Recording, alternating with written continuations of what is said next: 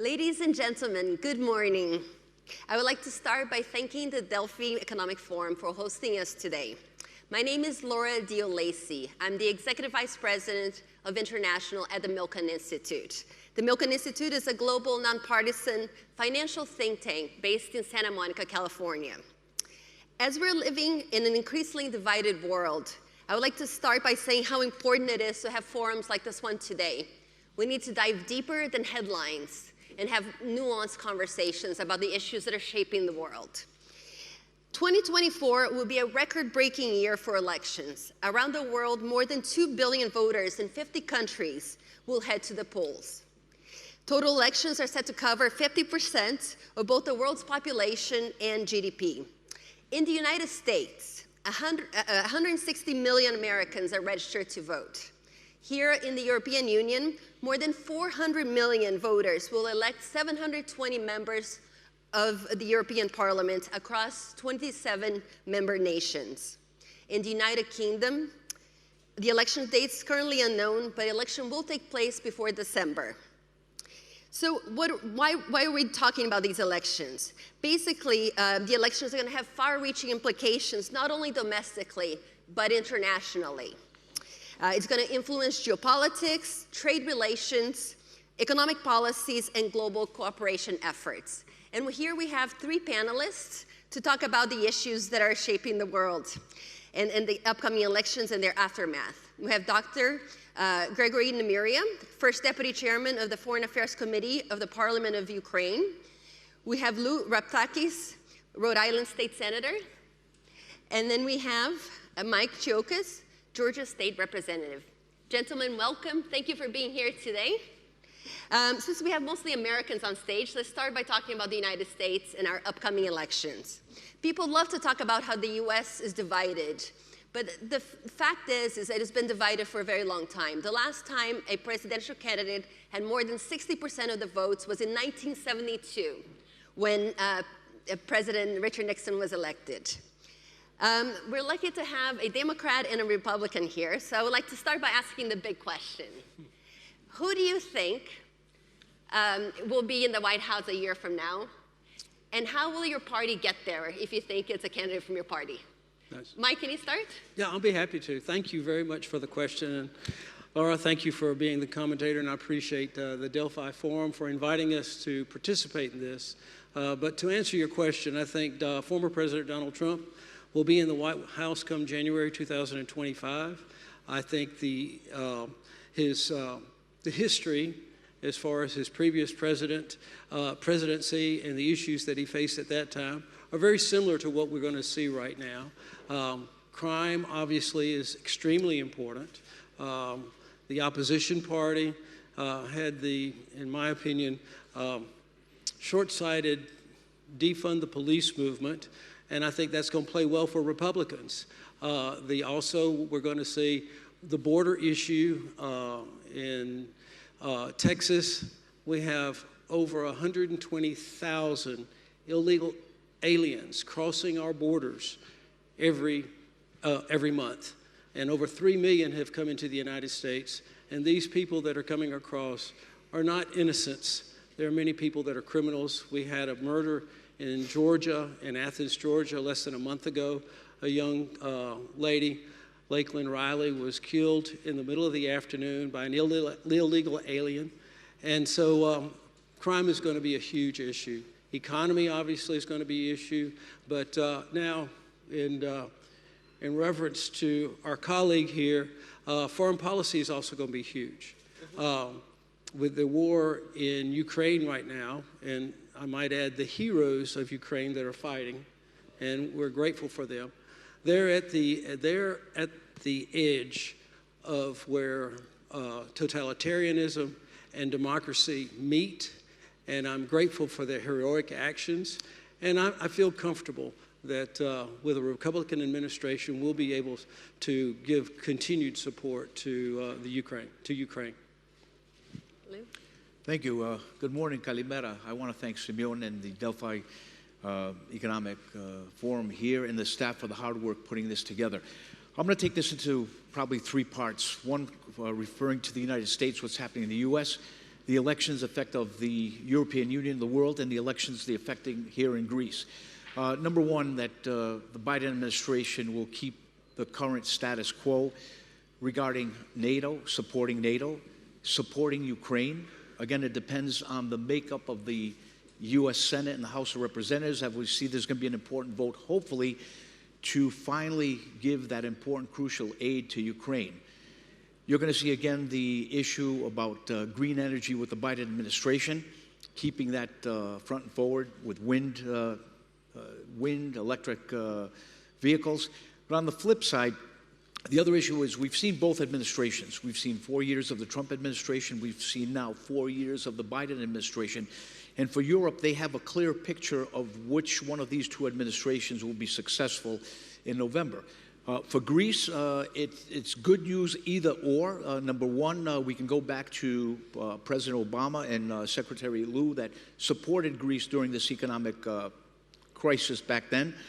And continuing with the Trump administration of Greece making that 3.25% as being one of the 4 countries that reached that threshold where President Trump is not supportive of NATO and regrettably not coming out in front in supporting Ukraine. So that would be the clear picture on the administration if Trump is elected, former President Trump. But the Biden administration, you're going to see a lot of support for Ukraine. And again, if the Democrats do control both the Senate and the House and the White House, you'll see immediately support for backing not only NATO, but supporting Ukraine. On the energy issue, the Trump administration for Greece, the gas pipeline for Greece, Israel, and Cyprus would probably continue as a go-ahead. In the economy back home, I can bundle the economy, the borders, and security, crime. I think those are the 3 big issues for the American people to decide which direction the country's going to go. So I think that's very important of how the Europeans are going to look at the election, how the Americans are going to be voting, and what the effects are here in Greece. Well, I also want to give the opportunity for Dr. Nemyria to talk for his perspective. I mean, 74% of Americans view the war in the Ukraine as something important for American national interests. Who do you think will be better for the Ukraine in terms of and the White House president? Thank you, Laura, and I would like to commend the wisdom of the organizers who put Ukraine in between Republicans and Democrats. So it's probably the sign that the rise in temperature closer to the American elections. But I don't think that Ukraine deserves this role to be a buffer. So I think what is important, and we just heard from Mike and from Lou, Ukraine is a bridge. And answering your question, it doesn't matter basically who would win. What's important for Ukraine that bipartisan support continue, and not just continue, but strengthen. So this is what is important. The figures of the public opinion poll you provided is a good indicator of this.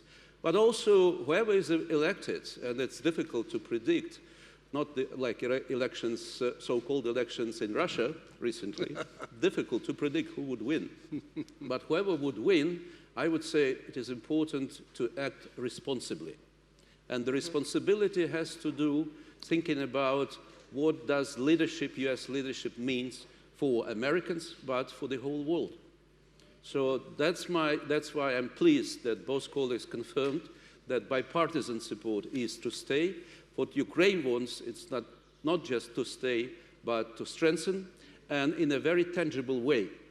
Before elections, and that I want to introduce a sense of urgency, we should not wait elections to happen for the supplemental to be voted, and then Ukraine, as well as other countries who are part of this bill, will get what is needed to fight autocracy, to fight for the interest of their national interest, but also for the interest of the free world. Okay, thank you. Some say that the U.S. elections will come down to 6 states: Pennsylvania, Wisconsin, Michigan, North Carolina, Arizona, and Georgia.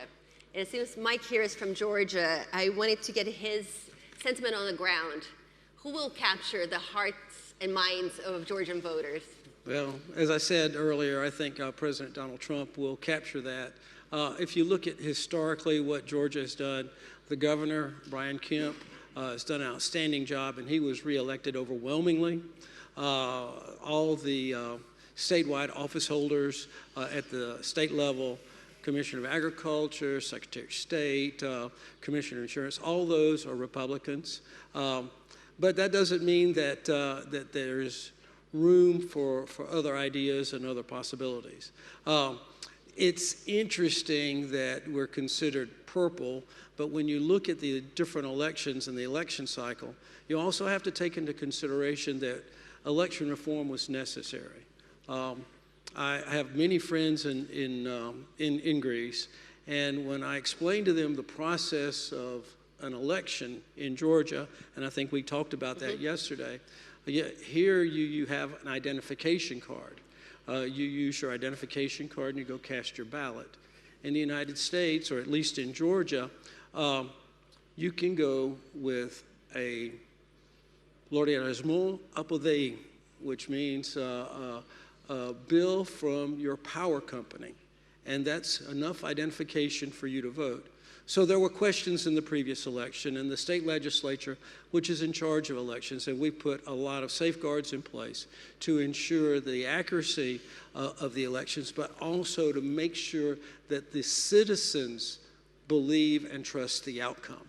And so that's very important. But as I said, I think President Trump is going to be the overwhelming winner come November. In Georgia, we have several bases, Fort Benning, Fort Gordon. In my district, I've got the Marine base in Albany. So a strong military is essential for the defense of our country and a defense for the free world. And so I see that we will have a much stronger military in in Ukraine, in Ukraine. We saw the limits of what we can do in supplying arms to our ally. And so I think we're going to see a boom in the military-industrial industry bringing up arms so that we can be better prepared for any future conflicts. And I want to give you the opportunity to counter that or to react to that, but also I'm going to ask you to talk about the Greek-American community. If you see both the senator and the representative, they have an American flag with a Greek flag. So they're kind of leading part of the effort of elected officials that are Greek Americans. Can you talk about the Greek diaspora in the United States? Do they vote as a united group, or is there, what are the collaborations that are taking place on the ground? Sure. First, let me just go back to the 6 important states. The elections are going to come down. We know that in 50 states, we have the blue states, we have the red states. Those are a given. Rhode Island is going to be blue. Probably you'll see some other states definitely red. But the problem is these elections are not only going to be about the president, who's going to be occupying 1600 Pennsylvania Avenue, the slim margins in the House of Representatives. As we heard this week, 1 or 2 votes can upend any vote that's going to take place to support Ukraine. So every congressional race is up for re-election, all 435. These Senate races are going to be key to where Arizona is going to go, whether it goes for Trump or it goes for Biden.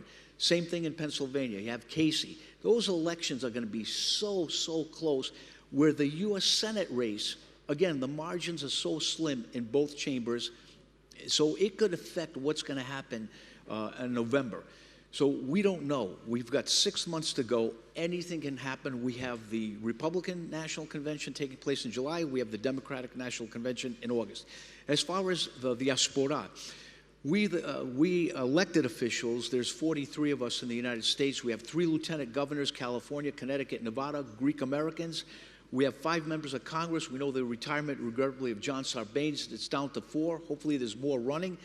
We have about 35 state senators and members of their state legislatures, like Mike and I are. So that part of the diaspora, the political elected officials, is very, very important, because what do? We're elected in 18 states. If you do that multiplication, 18 times 2, that's direct communication with 36 U.S. senators and about 180 members of Congress to push for a lot of these issues for Greece and Cyprus. Many votes of blocking the F-35, the agreements between Greece and Cyprus, and the United States are very key important. Getting that message back to our elected officials in our home states is key. That's part of what we do as part of that segment of Greek diaspora, which plays a key role. We want to get more Greek Americans elected this coming election cycle and support our roots. These are our roots, our heritage, that we are here supporting our heritage.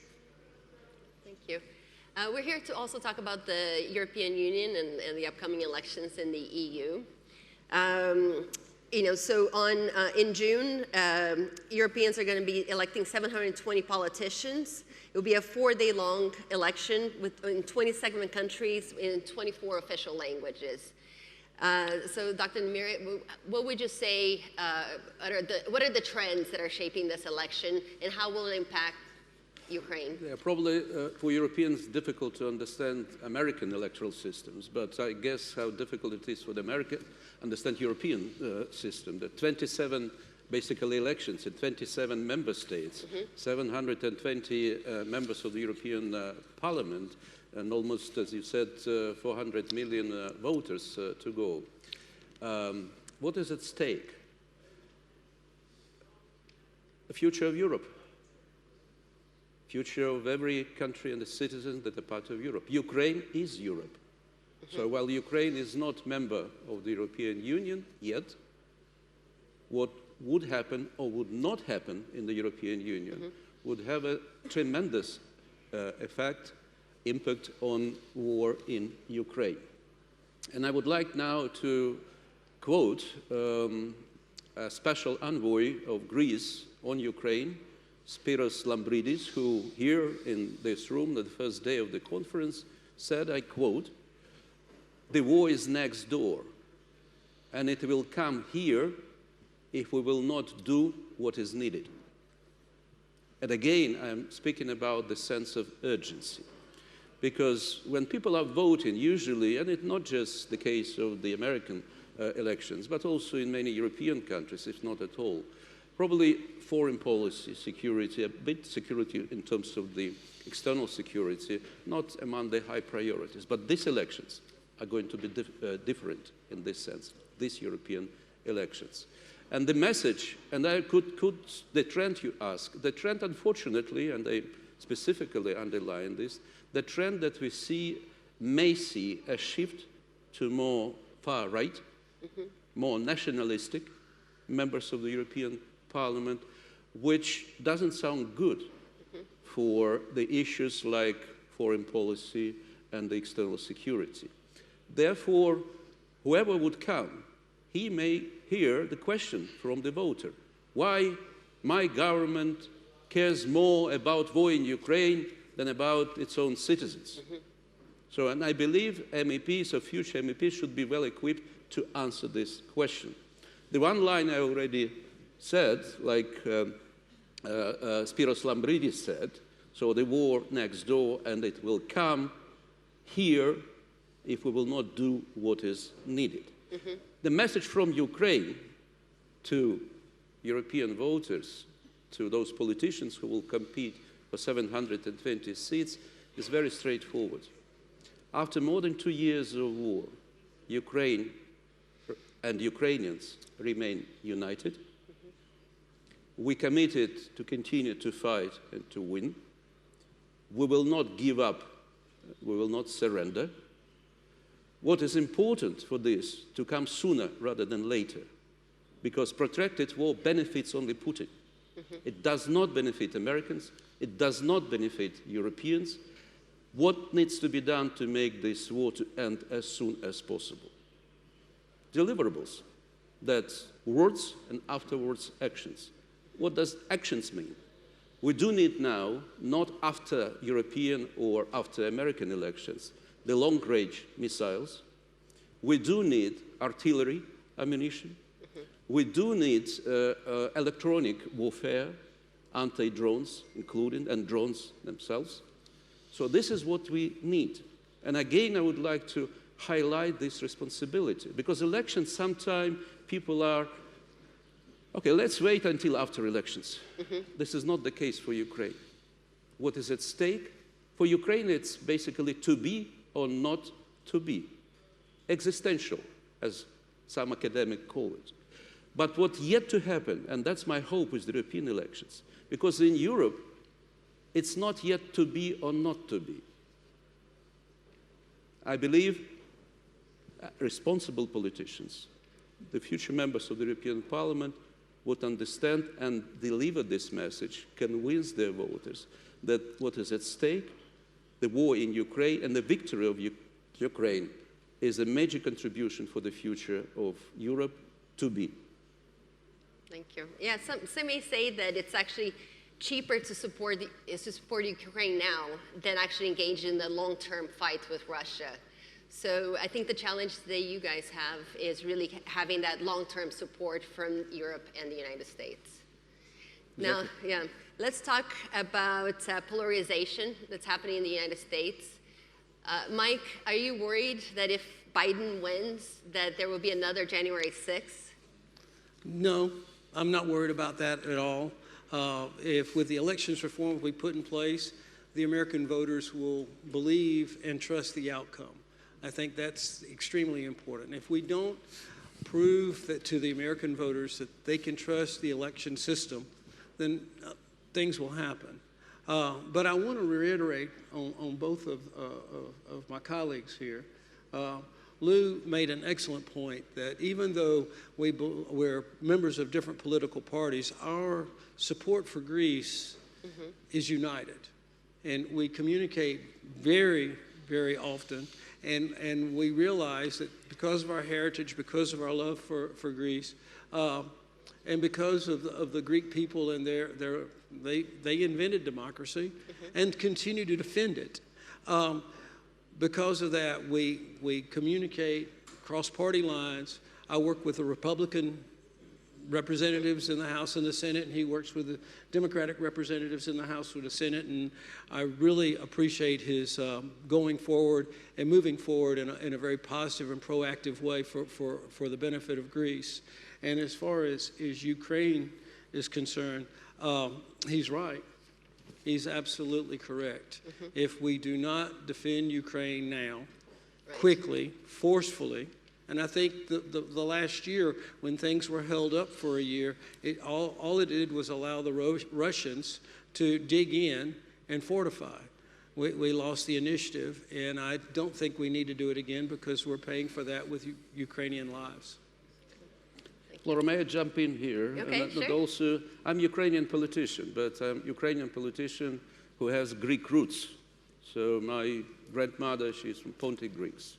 I'm from Donbass, and that's where the place that the most Pontic Greeks lived. More than 120,000 Greeks lived before the war has started. So therefore, I do want also to use this opportunity to thank you, Greece and Greek people, for helping, supporting Ukraine more now, and we welcome this, than before, good sign, but also for helping Ukrainians, our refugees, who fled Ukraine, and there are more than 14 million internally displaced persons. 6 million of them cross the border and are refugees, almost 4 million of them in the EU member states. This in itself makes Ukraine a factor for these elections. And thank you, Greece, for hosting and helping Ukrainians who are fighting for their survival.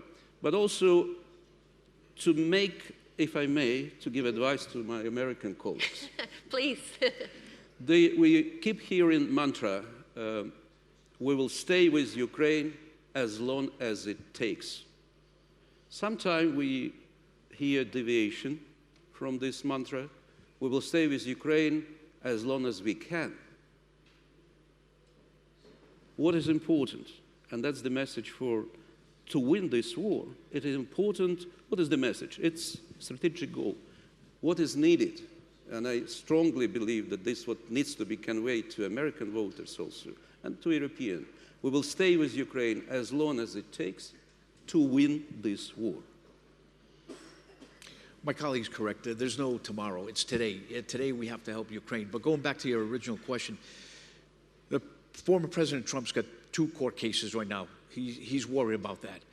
If there's a clear-cut winner with a huge substantial margin in the Electoral College, then hopefully the American people have decided. But if it is a close race, we could have, again, challenges from the Trump administration.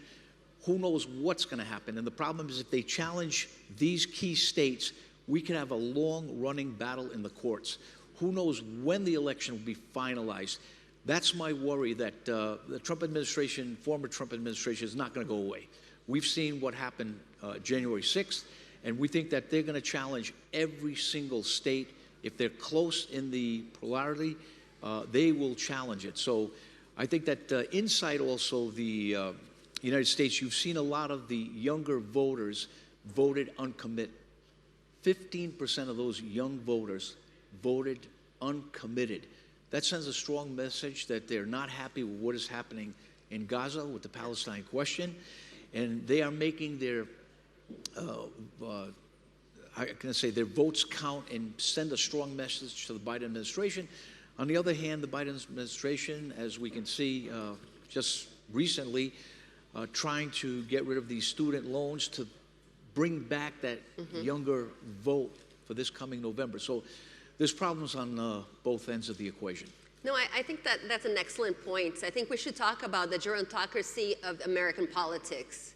I mean, recently I heard President Bill Clinton speak, and he was saying that he's still younger than both of the current candidates. And he was president 30 years ago. So there's a problem in the U.S. Why don't we have new leadership or young leadership? Why are they not coming up in the cycle? Why are the older holding on to power as much as they are? And how do you engage with the young voters in your states?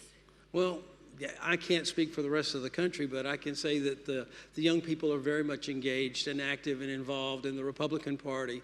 We have a Georgia Republican Policy Institute that gets students involved in Georgia politics, national politics, and we go proactive and recruit people to get involved and to move forward. I participate in our local county conventions, our district conventions, our state conventions, and our national conventions, and you would be amazed at the young people that are involved at the Republican level. And then we try to cultivate them too. We don't want people to come into the party with no practical ability to solve the problems that we face on a day-to-day basis. And that's where the leadership programs have come in, and we're gaining momentum. We're constantly gaining momentum. I think Mike's right also to a point. What's happening now is we have clear-cut extreme left and right. And I think when the younger voter sees this, they're not interested. And it's a shame because it's their future. They have to get engaged. So again, there's still opportunity out there. We hopefully during the conventions of the Republican convention in July and the Democratic convention in August that we see that young generation get back, get engaged during those conventions with their delegates. So again, there's still an opportunity out there. I think at the final delegate count, meaning like in the states know how many delegates they're going to send. They still have to choose at large, and hopefully they choose at large younger Democrats or Republicans to get engaged at the convention to bring their issues to the platform and send a strong message when you have a national audience this coming summer. Okay, since we are at an economic forum, I would like to talk about industries. What industries would be most affected by the outcome of the election? Do you see any clear winners, losers? Well, I see the energy industry being a clear winner with that. It's interesting because one of the first things that President Biden did was eliminate the Keystone Pipeline. That didn't eliminate our dependency upon petroleum. The petroleum is just coming from the oil fields in northern part of the United States to the refineries in the southern part of the United States by rail instead of by pipeline. And so I don't see how that has been anything beneficial for our country. And I just read recently that President Biden is not replenishing our oil reserves. So I think that these are strategic moves that are dangerous for our country. They weaken our country. I think the thing that's most important, that under the 4 years of President Trump, we had a strong defense, we had peace, we had a strong economy, and we had the lowest unemployment levels in decades, and inflation was definitely under control. People could afford to buy a home. People could afford to buy the American dream. And so, you know, during the current administration, we've seen all that disappear. And I think with a weak United States, it gives our adversaries all over the world, we have many, the wrong impression, and then they become a little bit more bold than they should. And unfortunately, that's exactly what I think that happened in Ukraine. I think that the fiasco and our withdrawal from Afghanistan fueled Putin's desire to build an empire. I think energy is going to win.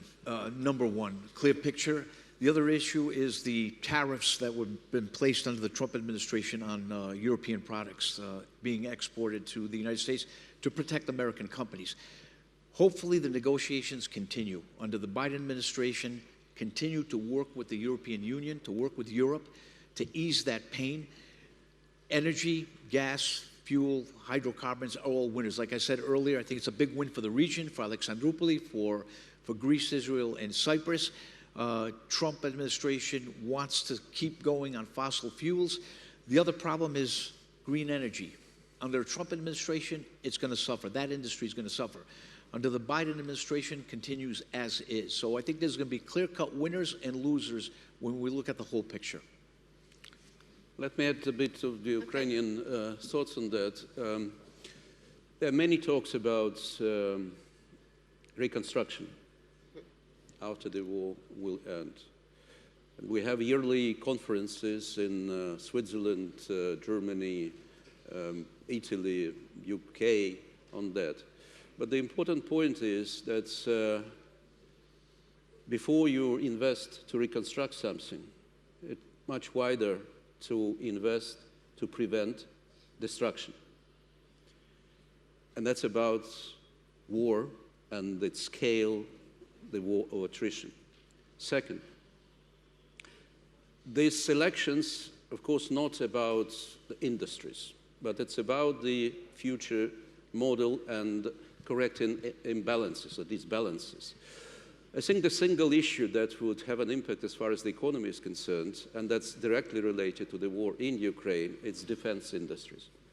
Because what this war showed, that with Russian allies like North Korea and Iran, so they have a capacity to quickly provide in huge numbers a very simple stuff that suits this type of war of attrition. And we also found out that it's not the case as far as Europe and the United States are concerned, because their defense industries were a bit emasculated because of the so-called peace dividend that probably lasted too long to be serious. So the immediate impact of this would be defense industries. The second part, and that's related, Europe is going to debate more and more about the European army. Do we need the European army to act as such? Not instead of NATO, but as a complement. France is very much advanced. In Germany, war is like that. But my answer to this, so you already have Europe. You already have a European army. It's Ukrainian army who are fighting in your eastern borders to protect you, your people, your national interests, your economy, your children, your families, your farmers from the Russian barbarians. So what is the best way, a smart way to invest in the future European army than to support Ukrainians now to win and to use experience that Ukrainian soldiers and officers are gaining now in the battlefield than for European armies, national armies, to become real strong, to defend their nations against the future risks. Thank you, Gregory. That was a touching message. We have a minute left, so I thought we should end on a high note. Can you please tell us, 30 seconds each, what are you positive about, what are you optimistic about for 2024 and for the election cycle? Well, I think the United States and its support for the allies will continue, and I'm optimistic that the weapons that Ukraine needs will be delivered quickly, and that conflict makes us better. With the polarization, I do not see that as a bad thing, but as a good thing. We challenge each other. Gregory? The message is straightforward. There is life beyond elections. But for this life to be more secure, one needs to invest in helping Ukraine now. The United States is a strong democracy. We're going to move forward, other than the setbacks we had January 6th. But I think working together with the European Union, supporting the European Union, and supporting NATO have to be together. We have to look positive and support our friends and our allies, especially Greece and Cyprus, especially the 50th anniversary of the illegal invasion of Cyprus. I think those are very important issues. Work with your allies. Do not forget your allies. With that, thank you. I would like to give big thanks to our panelists. Thank you. Thank you. I'd like to thank our hosts and thank our audience. Thank you for being here. Have a good Saturday. Thank you. Laura, thank you. Thank you so much.